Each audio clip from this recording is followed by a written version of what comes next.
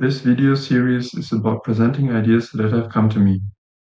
I don't charge anything if you want to use these ideas, but I would be happy about support or if you at least contact me.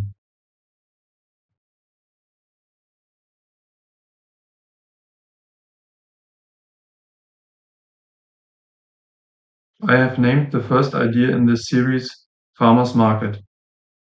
This idea has several goals.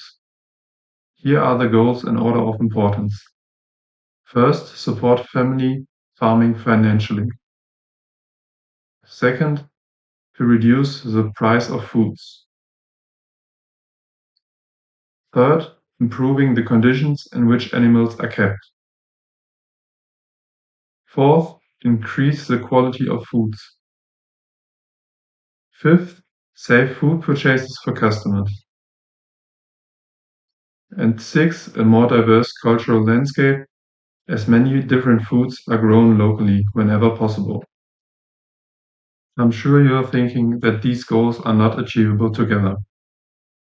I want to explain to you why I think this is important and why these goals might be more realistic than you think. First, about the meaning of it. To whom the land belongs, the power belongs. Do you want to see farmland in the hands of investors, or do you prefer to see it in the hands of long-established local families? Who is more likely to represent interests of locals? By now, most people are aware of farmers selling their land or leasing it to bigger farming corporations.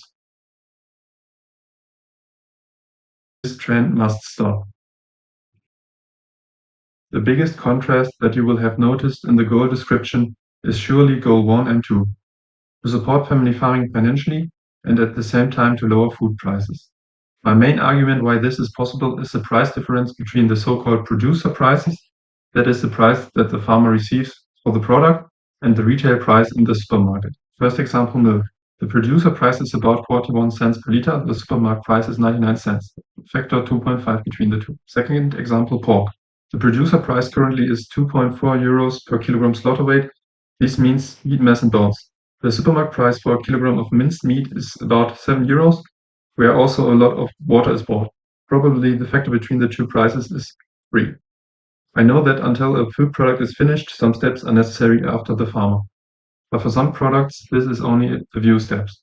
Third example, potatoes. The producer price is 56 cents per kilogram. In the supermarket, the customer is charged about 2 euros and 15 cents, about 4 times as much. So what should this farmer's market look like?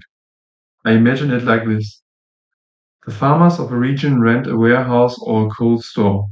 The foods can be stored there. Customers order their food online. One could try different models of payment.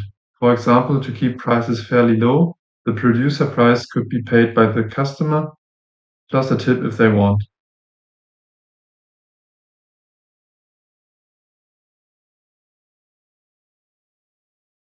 The tip should go to the farmer.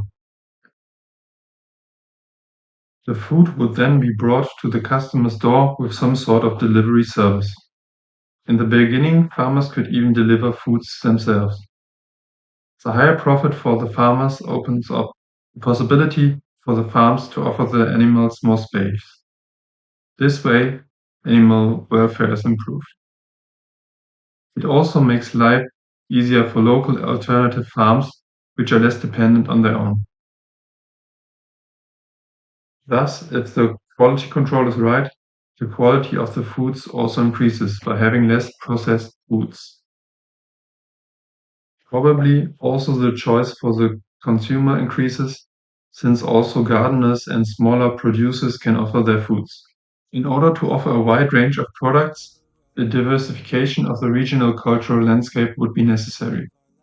This would certainly have some positive effects by itself for nature.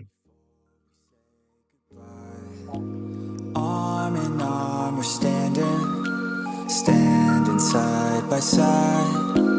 Memories fade, but legends never die. One last time, let's live for something. I can feel my blood, it's rushing. This ain't goodbye.